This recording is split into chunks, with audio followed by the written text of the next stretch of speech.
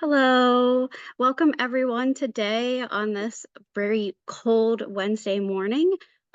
We'd like to welcome you to our Mission Centric Cyber Safe workshop in conjunction with KPI Interface and TCN. And I will turn it over to Brian, who is the owner of KPI Interface, and he will be presenting the workshop. Okay, great. Well, good morning, everybody, on this Wednesday morning, this brisk but nice fall morning. Happy to be here with you all and presenting with partnership with TCN, our little workshop on presenting a mission-centric cyber safe approach to cybersecurity and risk mitigation. We are going to take a look at some of the major components and approaches and strategies for being cyber safe in environments that are pertaining to nonprofits, which obviously have mission at their core. So just a little review of the content we plan to go through for today. We're going to cover a little bit of the existing cyber threat landscape. Of course, it's ever changing, of course. We're going to go through a little bit behind who's behind the threat. What are these actors like? And then three, we're going to talk about why nonprofits are targets. So what makes them unique in any way, shape, or form?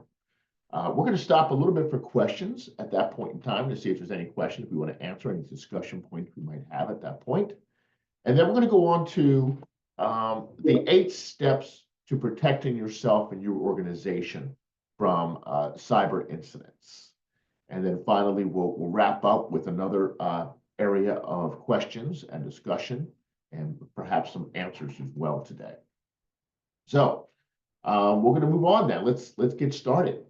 The first thing I wanted to talk about today is the various types of cyber attacks. Now, I'm just going to cover a couple of the main ones here today, but there are a plethora of various ways companies or individuals or systems can be attacked. There's many points of entry, there's many vectors and platforms, et cetera, that can cause disruption, theft of data, encryption of data, all kinds of various things that could happen to any organization. But some of the more common ones. Ransomware. I think we're all pretty much aware of ransomware.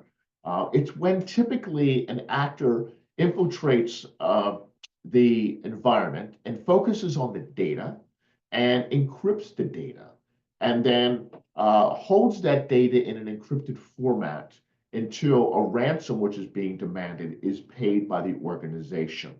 Obviously, it disrupts operations. It risks data loss in some cases and causes financial and reputational damage. Now, one thing to keep in mind, and I will mention this later, one way to combat that, of course, is with proper backups that can be restored. But each company that gets in this situation, and this is one of the most common over the past 5 years, finds itself in a really difficult spot when they realize that people have not only accessed their data, but have encrypted it and prevented them from accessing the data. One of the things to keep in mind, too, is that sometimes this occurs and the organization does not recognize it until a later date. I've seen this happen where you could say, well, in February, an incident occurred.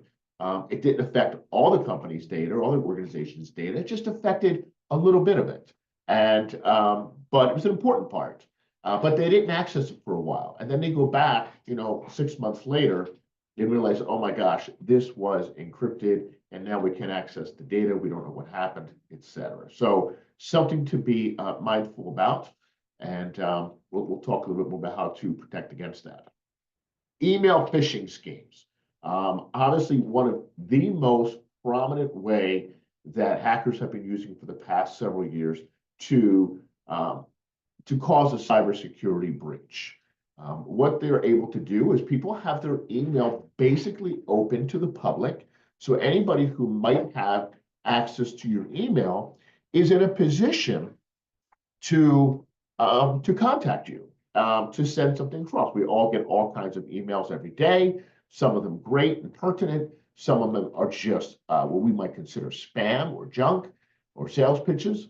But some of them are nefarious, and some of them, obviously, these people are very crafty, and they will present something to you that may look like it's legitimate, might entice you to do something. Typically, they're asking you to click on something, although it could be something else like sending money and things like that. But typically, there's something to click on, and it looks really legitimate, but often it's not. So we want to be careful against email phishing schemes, be careful about giving out sensitive information, and it could lead to obviously data theft or financial loss. So careful with that one. Whoops, sorry, I clicked the wrong area. So after email phishing schemes, we have another area, unprotected USB drives. A lot of organizations still use these for various reasons, maybe hooking up something to USB just for the purposes of connecting a device. One of the things I've seen recently in an article I read is that, let's say you obtain just a charger. Let's say you're going to charge your phone from your computer. You're at a conference.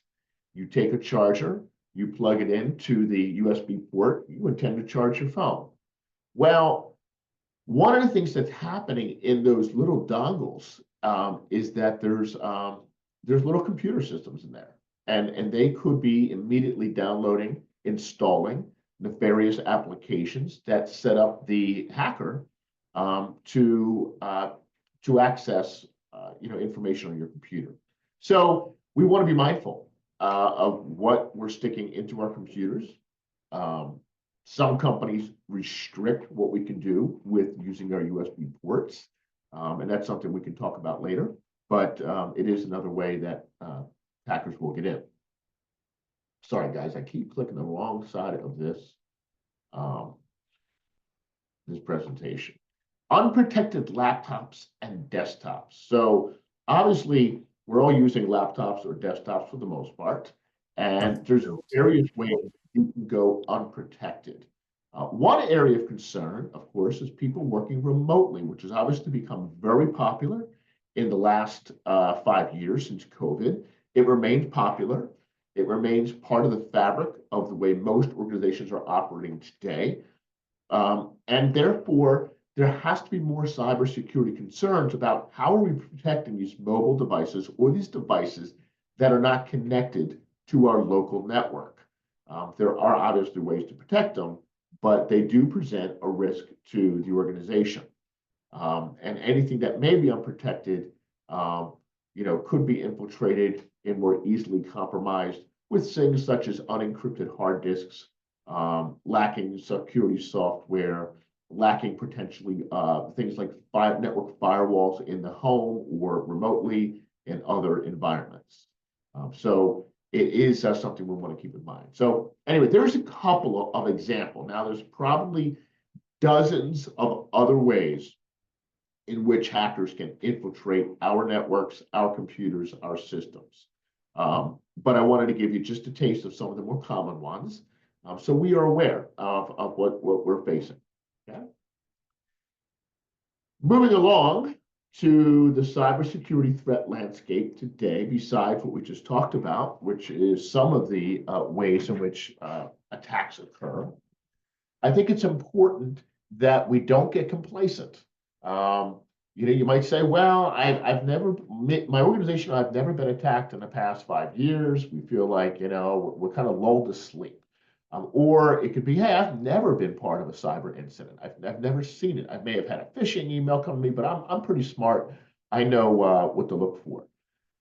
But they are here with us. It's still a growing trend, and they're not going anywhere. There's a couple of incidents that have occurred in nonprofits, throughout the country. I'm sure there are many more incidents than most of us are aware. The published incidents that you see typically happen with somewhat larger organizations that need to publish the breach, need to publish the efforts that are going to mitigate the impact of the breach, and need to save their reputation or communicate with their their clients, their patients, etc. So you're going to hear about those. But that is not to say that other breaches are not occurring throughout the world and even throughout our local area. Personally, I've seen something in the last couple of weeks. So it probably will never hit the airwaves. It'll never hit the news. It'll never hit the internet, but it did occur. I've seen a couple of those, of course, throughout my career, and they're definitely out there. But one had to do with the Red Cross, um, and they're obviously a large target, but they were able to access about 500,000 data records from individual that they have in their system, and it disrupted. The one thing about any kind of breach is it immediately disrupts the organization from what they're typically meant to do, and they have to circle the wagons, shut off access, repair, deal with before they can be sure to get back up and running. So achievability is another one that had a breach exposing data, donor and client information, and this had caused reputational damage and significant recovery efforts as well. So then the last one we just talked about today is a salute of family health centers hit by attack targeting their IT systems, disrupting their ability to serve patients. Now, this is one of the health centers that was attacked, but you may recall a huge one, I believe it was Ascension, this summer, earlier this year, where it took down many health services in a hospital situation. Surgeries had to be canceled. All kinds of things were going on. It was crazy. They had to go back to analog ways of communicating, and they had to go back to sometimes just paper trail to do their services. But it can have a significant effect. And even though these are larger ones, even if you're a smaller operation, and actually the impact could almost be worse because you may or may not have the resources to deal with the incident that you might have in a larger organization. So, who are these hackers? Who are these people? Are they amateurs? Are they experts? They're really everybody across the board. We've heard probably in the news over the last 10 years of people trying to access parts of the Department of Defense or part of a Central Intelligence Agency or what have you, NASA. Sometimes they are just rogue individuals who are very smart and do this almost for the testing to see their abilities, just the thrill of being able to do it. But oftentimes, nowadays, we are dealing with professional people and professional organizations. And these are people that are well-funded, well-organized, sometimes driven by rogue nation states, sometimes driven by organized crime. If there's money to be made, and there's money to be made in this industry, because people do often pay the ransom, then these individuals are going to continue doing what they do. There's not a real high cost for them to do what they do, but it does take a lot of sophistication, a lot of patience, and these people are tenacious. They have been successful. So as long as they keep being successful, this is going to continue on. It's worth their time and their efforts. They're super creative, and they adjust well to new technologies to stop cybersecurity incidents or to thwart or to mitigate cybersecurity breaches. So they're creative. They'll find workarounds. They'll find ways around two-factor authentication. They'll find ways around, things that we're comfortable with today. They have been able to, in some cases, find workarounds. It doesn't seem at the moment, although there's so many more efforts going on today, that the hackers have run out of ways to still infiltrate. They're aggressive. They're bombarding us all the time. Probably, whether you know it or not, probably on a daily basis. They're probably trying to infiltrate your network. They're trying to infiltrate your security systems themselves.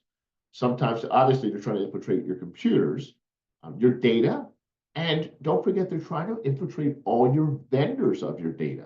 A lot of our data and applications now are hosted by third parties, of which we have no control over in terms of their own security metrics and standards and practices.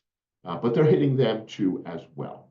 And especially those because they're hosting multiple companies and organizations' information. They're constantly looking for weak points to exploit. So, every time there's more technology that will roll out that connects us all together, they're looking for new ways to exploit the weaknesses that do exist. One example of that to be mindful of is using, Wi-Fi networks. You go to a conference, you go to an airport, you go to a hotel, and the typical impulse is to use the Wi-Fi network available. And I would argue probably 99% of the times is probably okay. Keep in mind, it only takes one breach to really cause a lot of damage. But there are fake actors out there who could have on them a portable wireless area network device that is going to cause people to want to join, thinking it's no problem, and then actually at the same time getting into their systems and infiltrating them. So in those cases, there's other ways to combat that. Why are nonprofit organizations a major target?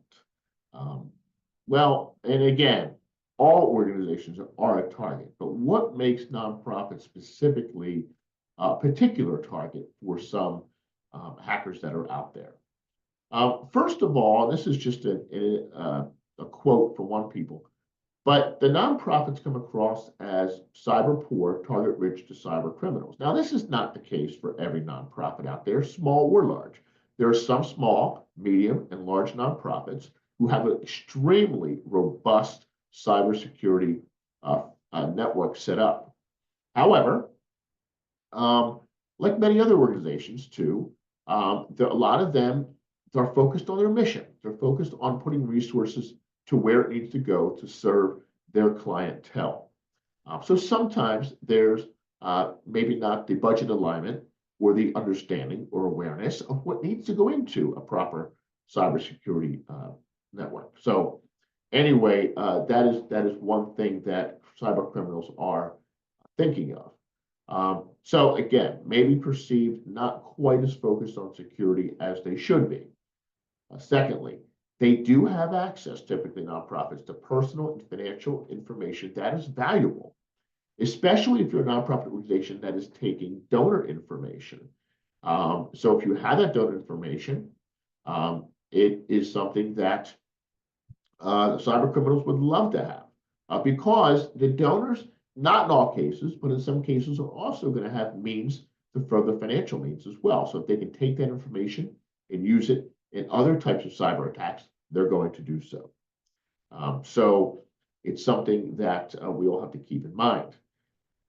And then lastly, at least for the top three I'm thinking of, nonprofits don't have support or resources they need to properly protect themselves. So again, it kind of comes down to taking the issue seriously, having a proper budget, having the proper guidance, and having resources that should be in place to protect yourselves.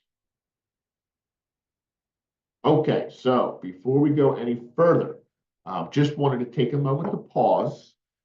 Said a lot there in the last 15 to 20 minutes. Wanted to see if there was any questions or comment that anybody might have. I think you can simply chat and one of our moderators will gather your information and let me know if there's any questions. So I'll just take a quick couple of seconds to see if anybody has any questions at this point in time. Hi, can I talk because I'm driving? Sure, Nelly. Hi, how Sure, are you? Nelly. I'm so sorry. Okay, thank you. So the latest the experience that we have had is a new one that we have never experienced before. I don't know if you have seen it. It's a mix between sending emails and saying, you know, we are from the foundation. They actually got the logo and the like after the arroba, you know, after the in the email have the name of the company. They send a check to donate to us, and I have the check in my hand, and then the, the same day said, oh, our financial person made a mistake, send me the difference for $2,000. And I'm like, what? So it's, and it was like, it looks like a check. I didn't really, I have it there because I put, you know, we're investigating, but it's one of those things that now they are sending you the check and then you send money back and then they get your money. Right. Now, has this check been already deposited? No, I never deposited. No, because Well, if you it's know not, I'm originally from Venezuela. You're not gonna have me like that easy. So I always distrust when someone comes from nowhere and they offering you this much money and then they asking you right away, can you send money back? I was like, no. right. Well, that's the proper answer, Nelly. Is the answer should be no. Um, and we do have to be mindful of financial transactions in general. And I can spend a little bit of time talking about that later and some of the ways in which we can be more careful. But obviously, if you haven't cashed a check, you haven't received any funds officially from that organization because you haven't deposited the check, then there's nothing to give them back anyway. So they would have the option on their end, obviously in this case, to cancel that check if they so choose. But I did not, I mean, I haven't seen that exactly, Nelly, in my experience, but I'm not surprised. Um, it's a type of financial fraud. It's a financial incident where people are looking for ways to people to share information about their systems. So one thing is when you write a check, you're sharing quite a bit of information back to that individual. You're sharing your account number, your uh, all the information related to your according to your bank information, obviously, to some degree. And you just have to be especially aware and astute and have policies and procedures about how things are handled. So we're going to go into that. But in this case, I think you chose the right decision, which is, hey, I'm not going to act on this. At least not for now until we do our due diligence and find out everything that it has to do with. So I think it's a Brian, great point you bring up. yeah, I think what it saved us is that because it came from nowhere, I hold on to the check for 48 hours. Yes. To investigate more about the foundation. So I never gave it to Carolina to go and deposit it. Right. And we hold the check. And then when I saw that, we started investigating and it was a fake email. And then the other woman, whatever, or man who was texting, sending us messages was part of that. But she had another, they do that so perfectly. They have emails and logos and it was like, I was like, wow, yeah. Yeah, that type of social engineering, that type of creativity that exists on the net is extremely common right now, and that's how sophisticated they have gotten. So it is important that we are aware. It's important that we have our own processes and procedures that we follow diligently, and we do so in a way that is going to protect our own institution. So kudos to you, Nelly, for being aware, number one, and number two, not acting on it impulsively. One thing about nonprofits, oftentimes, is that we're geared towards wanting to be helpful. We're geared towards being generally nice people. We want to help out. We want to do things for people. People are donating to us. We're very gracious for that. So when someone does that and maybe makes a mistake, we want to help them. But I do think we have to be strict with ourselves and disciplined with ourselves to follow our own processes and procedures. So kudos to you. Are there any other questions at this point in time? If there are, that's fine. And if there's not, we have plenty of time at the end to go through some questions. So if not, I'm going to continue on.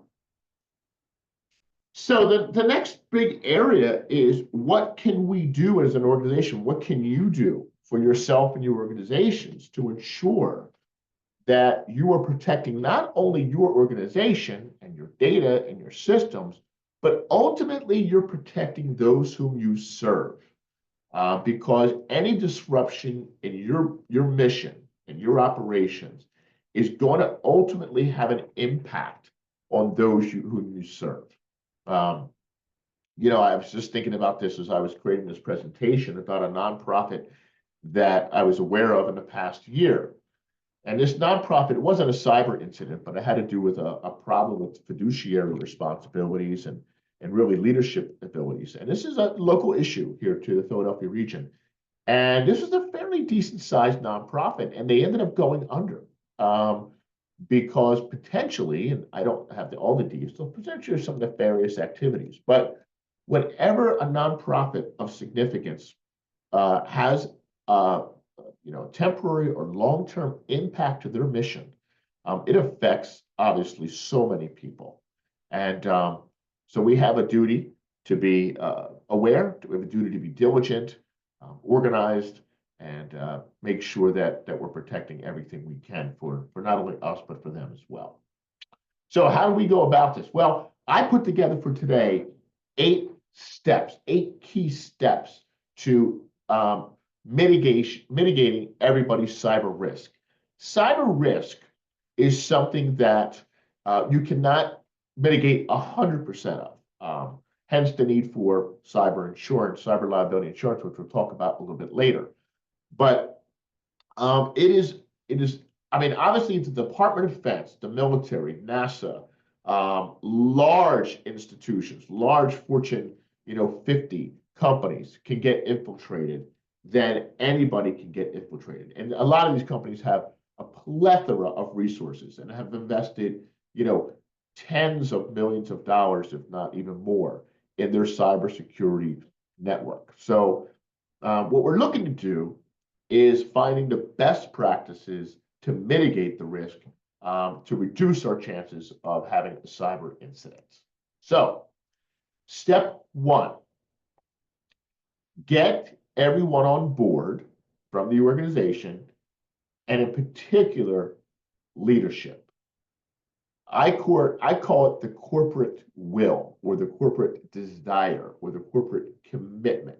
Leadership has to be on board to limiting their vulnerabilities in their environment. They have to understand the landscape. They have to understand it's real. They have to understand that the consequences can be significantly damaging and disrupting, and they have to be on board. And they have to be on board in several ways. One way is budget.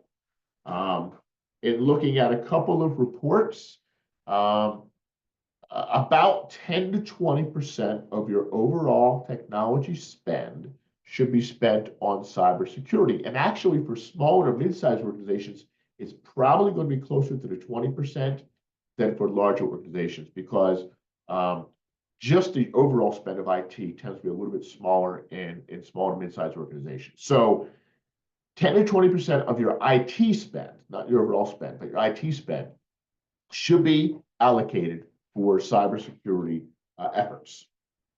Now, the other thing I mentioned here, I don't have a graphic for it, but is leadership really should also be not only committed to it, but setting the example in terms of participation.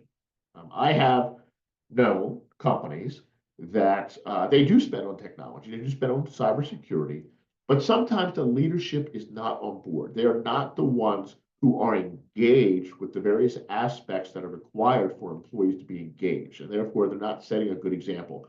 And precisely because they are leadership, they will actually get attacked more, because they have a lot more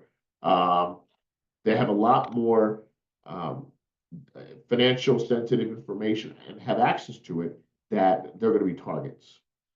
So that's important. Now, I have other people I know where the leadership is totally on board and totally committed to it, and they're totally willing to impress upon the rest of the organization compliance and participation in the cybersecurity program that the organization has. So that's step one. Step two, assess your environment. Whether or not you've had an assessment done in the past, you should have at least one, but it should be ongoing as well. You want to identify where you have vulnerabilities. Okay, this is confronting the brutal facts about where you are. Everybody has them. Everybody has some weaknesses. It's nothing to be overly embarrassed about. But confronting and understanding where you are today gives you the opportunity to address them and make yourselves more secure. So, and if you think that, hey, we recently had one, we have one once a year, keep in mind the cybersecurity threat landscape is evolving and changing daily. So, while, there are systems we'll put in place to make sure we're checking daily, but getting a full-fledged assessment, something you should be doing on a regular basis, at least annually.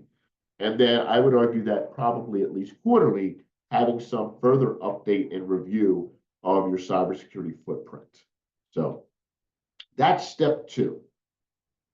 Step three is really, once you understand what systems you have in place, where you might be vulnerable, where you could improve, you need to first, of course, understand those weaknesses.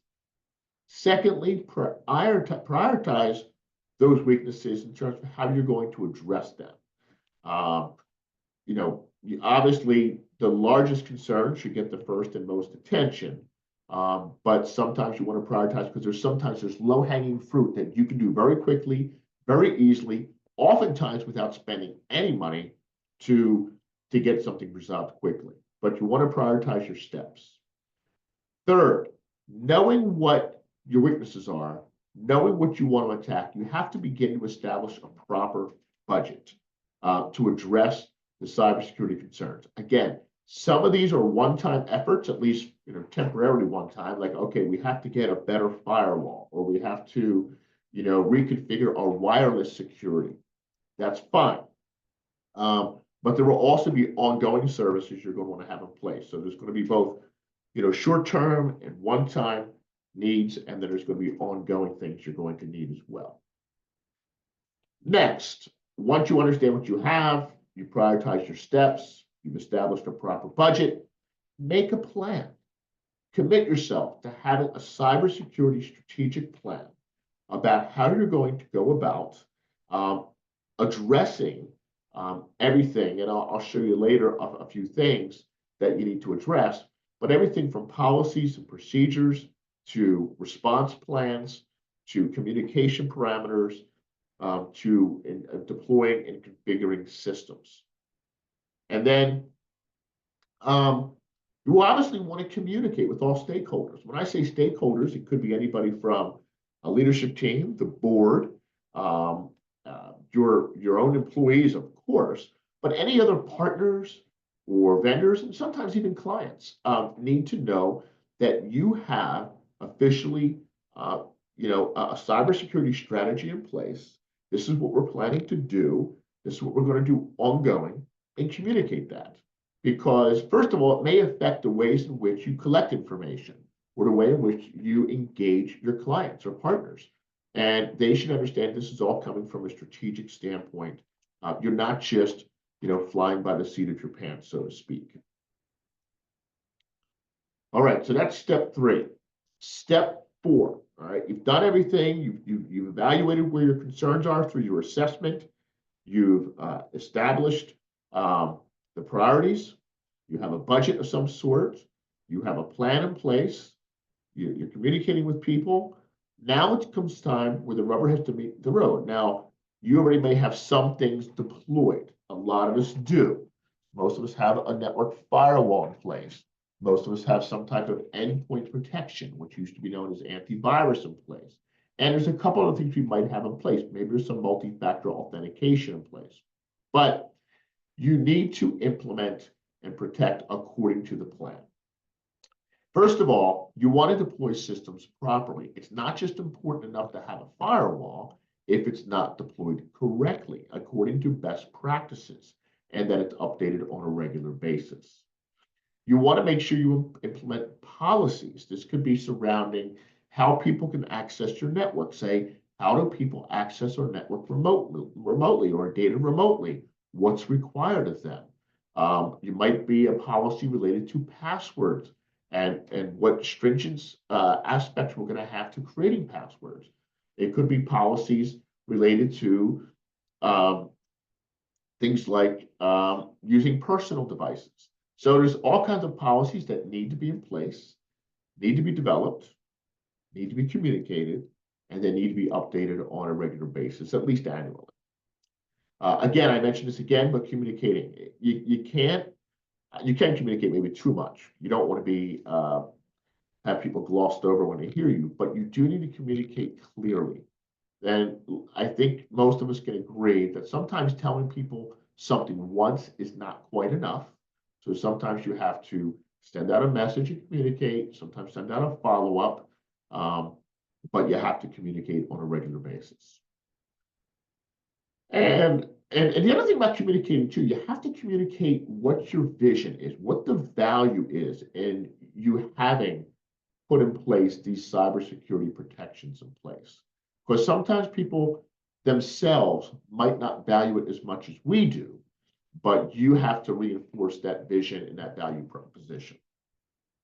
And then finally, you have to enforce what you've implemented.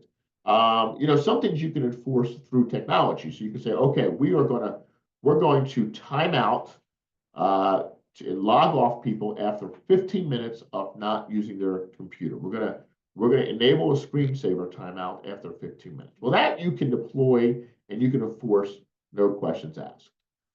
Web content filtering, where you're filtering out sites and various categories of sites that you don't want people to go to. You don't want them gaming on your computers or your time. That can be enforced. What's harder to enforce are things like employee training, security awareness training, using a password manager, things of that sort that still need to be enforced. They can be enforced, but they often have to be enforced from a relationship perspective than a technology perspective. Now, what should you deploy? I'm going to give you a list here. This list is going to be really long, but there's actually more than this that could be deployed. Okay. I'm going to go through them really quickly, but monitoring of your systems, obviously. Not just your devices, but site monitoring your users and passwords, your firewalls, everything needs to be monitored to some degree. Making sure all your devices are properly patched on a regular basis needs to happen. Making sure, of course, you have endpoint protection. Proactive breach hunting goes beyond endpoint protection, and it has features and functions where it can isolate a breach. I saw this recently. A computer was infiltrated. This system detected that it was infiltrated, didn't stop the initial breach, but it did then take that system and isolate it from the rest of the network so the breach couldn't spread. So that's what that kind of does. It looks for things that could be problematic down the road as well and prevents things from happening. Web content filtering, I just mentioned, of course, email security. I think Nellie was just talking about how someone said had sent in a check and then they sent an email and the email looked great. Well, some of those things will continue to get through, but having a proper email security system that is trying to properly filter out viruses, spam, fraudulent email attempts, that's really important as well. Of course, file security. This one is really up in the air for a lot of organizations. Some organizations, first of all, don't have centralized file security. They have things on their computers, they have things in OneDrive, they have things in Dropbox, they got things on a NAS device in their office, they have things on a server, they have things in SharePoint, but it is important to make sure there's an approach to file security with proper permissions, etc. Security assessments, I already mentioned. I'll get back to that again. And there's different types of security assessments, but something that should be done. Backup and disaster recovery. I cannot say this one enough. When it comes to ransomware in particular, having backup and file and disaster recovery is absolutely critical, because if someone does infiltrate your systems, and not just ransomware, but even if they take down your systems, you want to know that you can restore that information easily and fairly quickly, so that you are not as beholden to the ransom demand as you would have been otherwise. And I'll go into a little bit more about backups and disaster recovery in a little bit. I mentioned a firewall. I mentioned end user training. This is one of the most important aspects, because humans right now represent the largest weakness in cybersecurity than anything else. So training people, like Nellie mentioned, in identifying that this could possibly be a rogue email, that's something you want to do. Phishing simulation testing is when you send out test phishing emails to test your employees. Also a good metric to see where they stand. Dark web scanning. This is scanning what's called the dark web for passwords and credentials that may have already been published to the internet on the dark web and are for sale. So keeping tabs on what they might be. That ties into password manager. Using a password manager is really, really critical. It enables you to create, save, store passwords that are long, unique, complex, and stored securely. Using your browsers, using your spreadsheets, using anything else is typically easily breached. So password manager is critical. Two-factor authentication, we all know what that is. I think the more that we use that, the better. Auto credential elevation has to do with the fact of preventing users from having admin rights to anything and enabling a hacker to automatically install something in their computer. So there's a way in which to do that, which also does not bog down the company with a long way of having to get things done. Disk encryption, obviously encrypting your computer disks. Mobile device management. We have mobile devices. What happens if it gets stolen? What happens if it gets lost? What are we going to do? We want to have ways in which we can properly remote wipe, remote shut down, whatever the case we might need to do. And that's what mobile device management is. And I already mentioned security policies. So those are many, I would say the bulk of the security systems and strategies you ought to have in place. All right. Step 5, monitor and detect. Someone has to be watching the monitoring systems you have in place. It's not enough just to have them.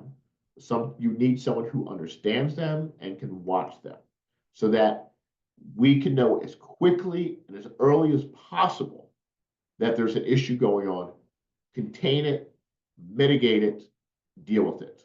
But you have to be monitoring and detecting for those things. So just keep that in mind. Step 6, respond and recover. You have to have a plan for responding in a situation. These are often called CISP, cybersecurity incident response system. You want to have a plan that enables that your company and you know something happens. These are precisely the steps we're going to take. It is not time to deal with that when the incident occurs. You'll have too much going on. You'll make mistakes. You may cause further damage to the organization.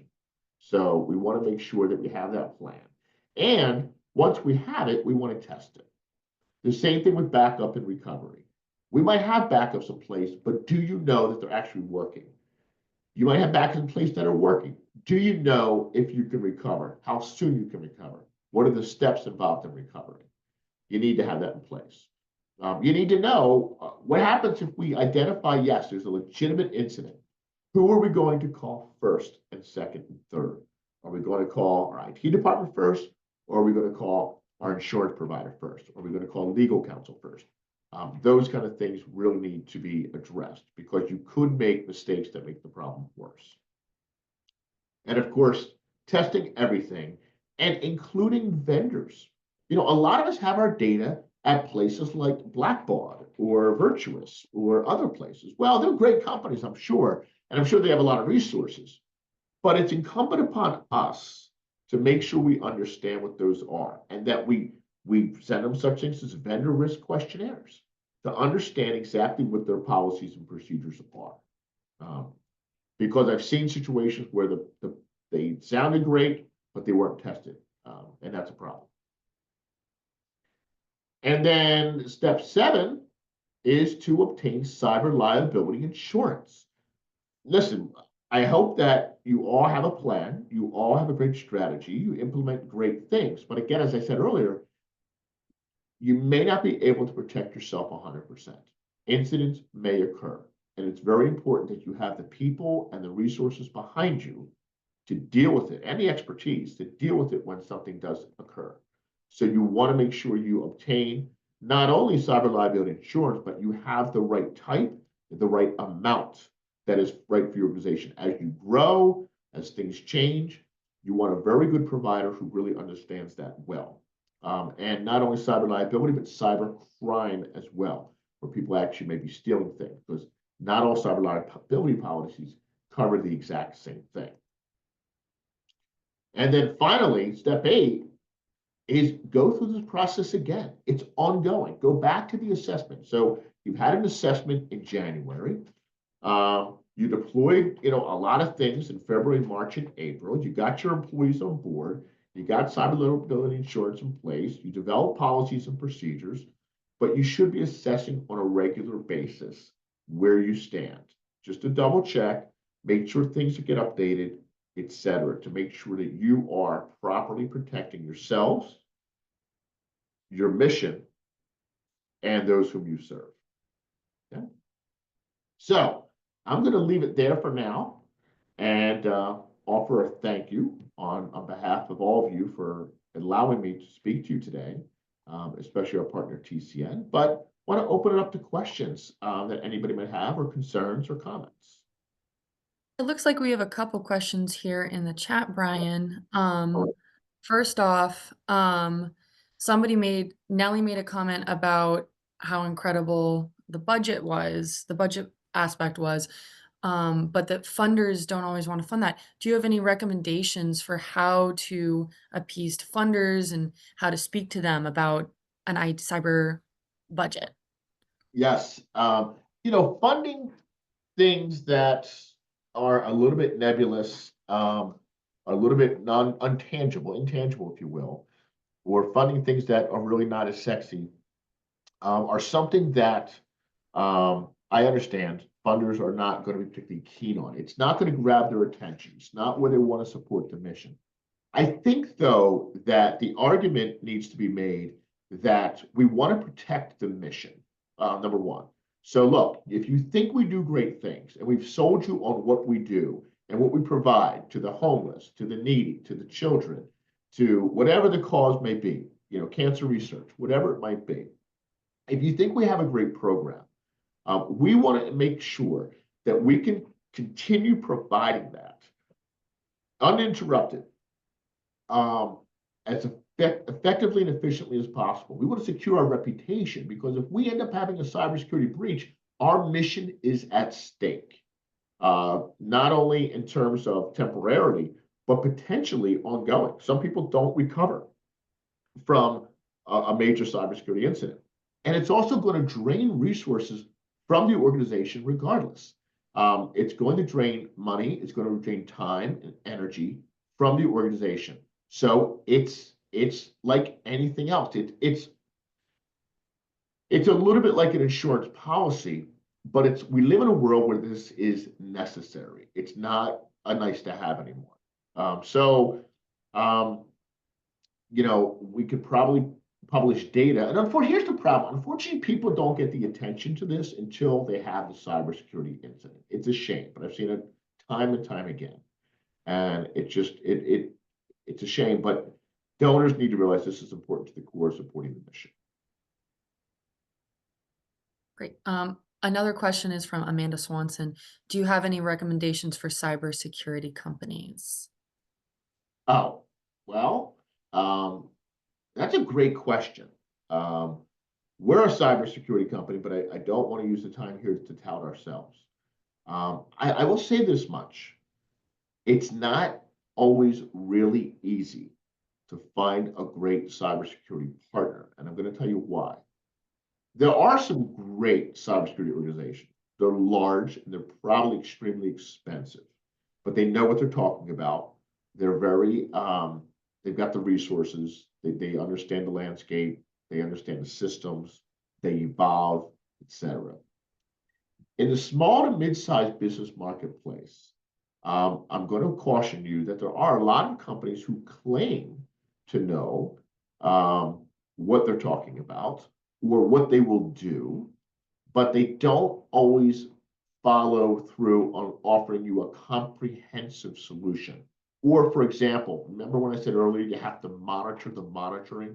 Sometimes they don't have the resources in place to do that effectively, to really make sure everything's protected. Or maybe they're not updating systems on a regular basis. Or maybe they're not meeting with you to do an ongoing assessment of what needs to get done. So I would certainly be willing to provide some information for some companies. I could be objective in that. I mean, obviously, if you want to work with KPI, we'd be open to it, but I can also give you other companies that might be able to fit the bill as well. Maybe after this meeting today, I can come up with some companies that would be very good for you to work with. And it looks like Lee has a question. Thank you. It's really more just a thank you to you guys. Great presentation. I don't think that you can hear the information that you're sharing with us enough. It's always evolving, always changing, and I think you did a really nice job of articulating, bad actors that are out there, how it works, what's the next steps. And certainly, from an insurance standpoint, which is what I do, I think, there's a really big thing with belts and suspenders, if you will, right? So, you guys are the belt, making sure that everything's safe, but just in case you've got suspenders to hold the pants up. So, No if doubt. you put that into theory and practice, I think you'll be better off. But really nice job today, Brian. Thank you. Thank you, Lee. Yeah, there's no doubt cyber insurance is critical. The insurance providers, by the way, are getting more and more strict with what their requirements are as well. And it's not just because they want to be strict, it's because they're seeing and they're seeing the claims that are being made by companies. So they're coming back saying, well, last year we asked you for these 10 things. Next year we're going to ask you for 15. Next year is going to be 20 things. And having a good cybersecurity partner in that regard is going to help you answer those questions, get those systems in place that will help keep your insurance, first of all, available to you, and secondly, hopefully even keep it at a more moderate price as well. Anything else, Maddie? I don't see anything in the chat, but if you guys. Whoops. Maddie froze. I will bring up the chat just to make sure. Some people want to see the slides, obviously, which is fine. Happy to share that with you. Yes, we will make sure that everyone who attended gets a copy of the slides and a copy of the recording as well. Okay, great. Great. Well, again, I want to thank everybody for taking their time out of their busy day to spend some time with us in TCN.